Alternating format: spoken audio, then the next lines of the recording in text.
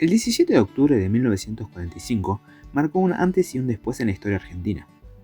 Este día es considerado uno de los momentos de mayor importancia para el movimiento obrero, ya que terminó por consolidar su posición como sujeto protagónico dentro de la política argentina.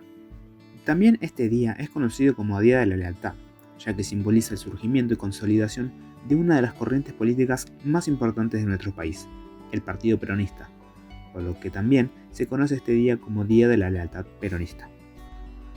Ahora bien, ¿qué estaba sucediendo en la Argentina? El país se encontraba atravesado por un gobierno de facto, el cual inició el 4 de junio de 1943 con el derrocamiento de Ramón Castillo, dando por finalizada la conocida década infame. Perón formó parte del golpe militar, ocupando cargos como el de vicepresidente, ministro de Guerra y secretario de Trabajo y Previsión.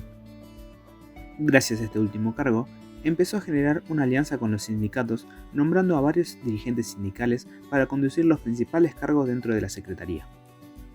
A partir de allí, y con el apoyo de los sindicatos, empezó a desarrollar y otorgar leyes laborales que habían sido reclamadas históricamente por el movimiento obrero. Entre ellas, generalización de la indemnización por despido, jubilaciones para empleados de comercio, estatuto del peón del campo, creación de la justicia laboral, aguinaldo, entre otras leyes.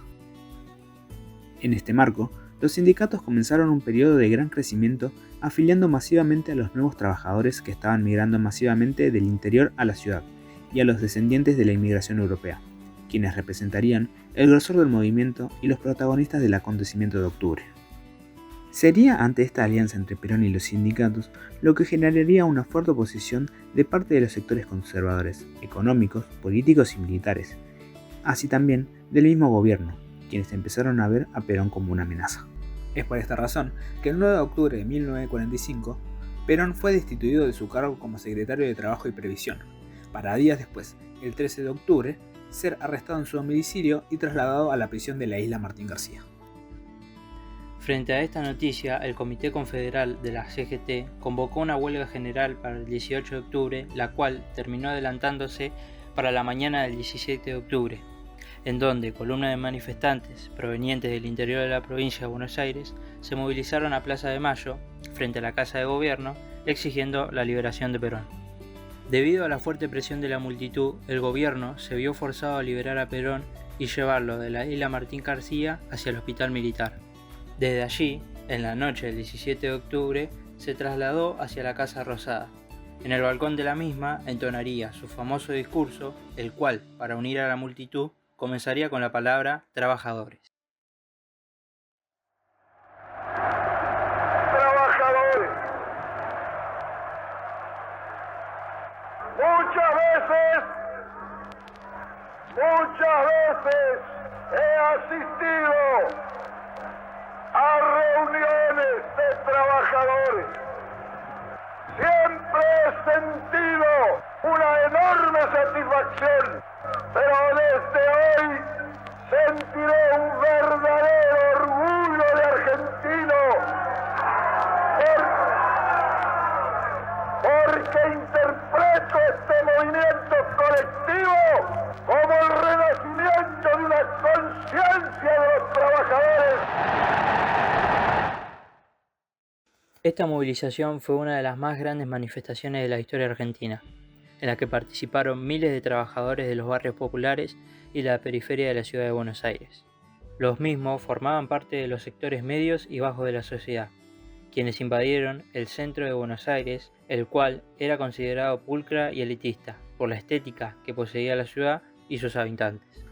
Esto se puede ver en las quejas publicadas en el diario Crítica, el cual menciona que las muchedumbres agraviaron el buen gusto y la estética de la ciudad, afeada por su presencia en nuestras calles. Es en ese sentido que para estigmatizar a las personas que se movilizaban ese 17 de octubre, se utilizan uno de los términos más importantes para el movimiento obrero y el peronismo, la palabra descamisado. Este concepto sería utilizado en un primer momento para estigmatizar a las personas partícipes de la movilización, debido a que generó gran escándalo la no utilización de saco y solo camisa, así también esta última remangada. Esto debido al tipo de vestimenta formal que se utilizaba en la ciudad, traje y corbata, de colores oscuros y sombrero, contrastando con dicha formalidad a pesar de que en muchas de las fotografías del acontecimiento, incluso en la famosa fotografía de Patas en la Fuente, se ve que los hombres utilizaban saco. De igual forma, el término descamisado fue utilizado para remarcar la diferencia, la generalización y homogeneización de los manifestantes. Sin embargo, aunque este mote fue introducido por la oligarquía, tras el acontecimiento del 17 de octubre es apropiado y resignificado por los trabajadores con el apoyo de Perón. Este concepto incorporaría un sentido de pertenencia frente a la gente decente y se convertiría en un símbolo del peronismo. Incluso llegó a planificarse la fabricación de una estatua en honor al descamisado que sería más alta que la Estatua de la Libertad, aunque finalmente esta no se realizaría. Aún así, la palabra descamisado cumplió el rol de identificar a las nuevas masas con un significante mayor que la palabra trabajadores. Hasta se convirtió en un rito del peronismo sacarse el saco antes de comenzar los actos, hecho que realizaría el mismo Perón en los comicios de Santa Fe el 1 de enero de 1946 tras un pedido general para que se quitase el saco. Es así que podemos considerar a Perón no solo como el primer trabajador, sino también el primer descamisado. Antes del 17 de octubre, el movimiento obrero peronista no estaba consolidado del todo. Se podría decir que surge en la década de 1940, cuando Perón llevó a cabo las políticas laborales desde la Secretaría de Trabajo y Prevención, al igual que los sindicatos que accedieron a la política e influyeron en la formación del peronismo a partir del año 1943. Es decir, el movimiento obrero ya existía desde antes del peronismo, pero cuando los sindicatos son admitidos dentro de la política y colaboran con Perón, es ahí donde se forma el movimiento obrero peronista. Después de ese día se terminan de afianzar y se pasan a llamar peronistas. A su vez se forma el partido político con el cual se va a presentar a elecciones Perón, que primero se va a llamar Partido Laborista y después Partido Peronista. En la actualidad, el 17 de octubre no solo quedó como un hecho histórico, sino que trasciende en el tiempo recordando la lucha de los trabajadores argentinos por sus derechos y una justicia social, siendo este acontecimiento el que deja una marca en la historia de los trabajadores argentinos.